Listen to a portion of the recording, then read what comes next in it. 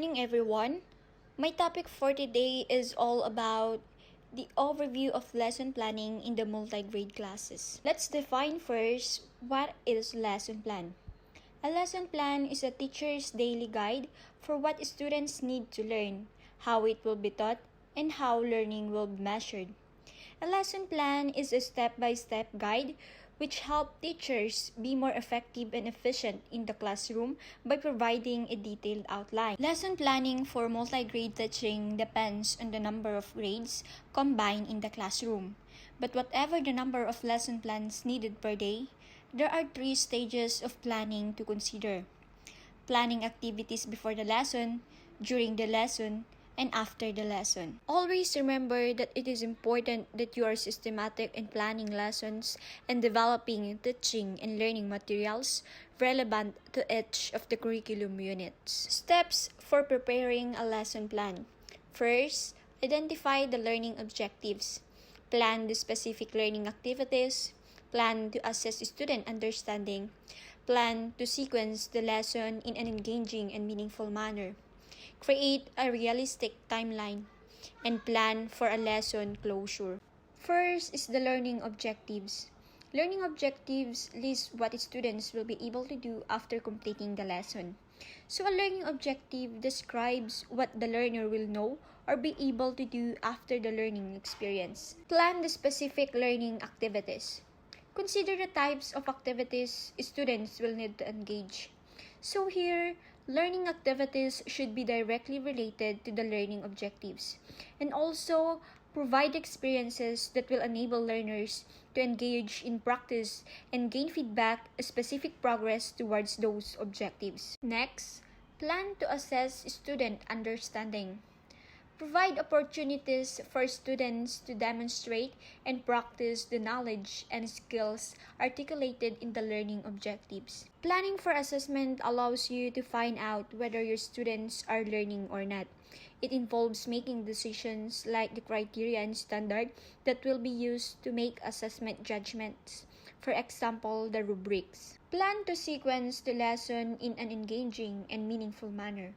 It is how the lesson will progress in the classroom, wherein you must obtain students' attention so that they will watch and listen while you present the learning content.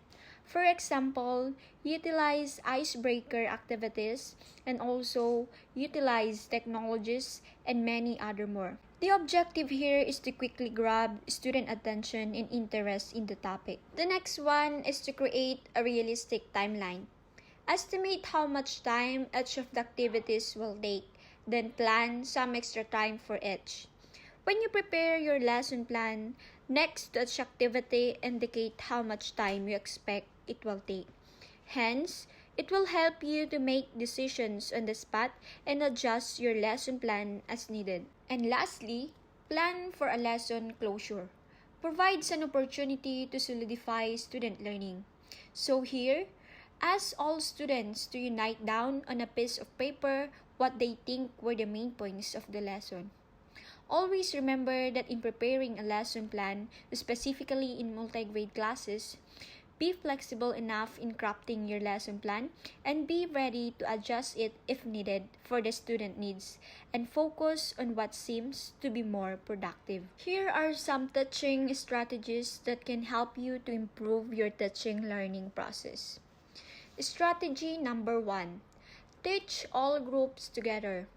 You can decide which lessons or units are suitable to be taught to all students together. But because of your multi-grade classroom, you can have older students work with younger ones, both for better learning and to build a sense of classroom solidarity. Strategy number 2. Teach one grade while others work independently. After a short period of teacher-led instruction, one group can be left with their peer tutor or students can practice independently in their workbooks while you move on to work with another grade group.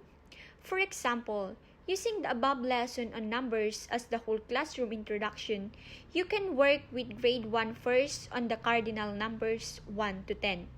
Then move to grade 2 and focus on the ordinal version of these numbers, the first, second, and third.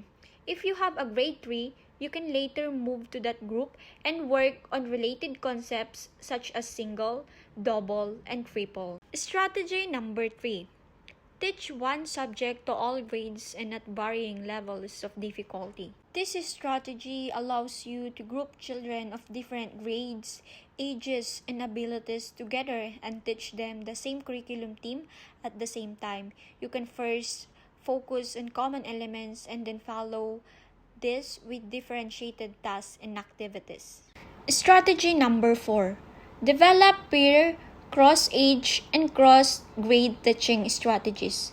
This strategy works well for children with learning disabilities and other special education needs.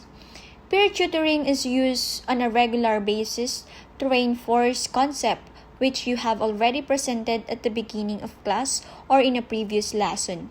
Strategy number 5. Relate learning with daily experience. Relating a topic you are teaching to your student daily lives, traditions, and culture helps them understand a concept more clearly than any other mode of teaching.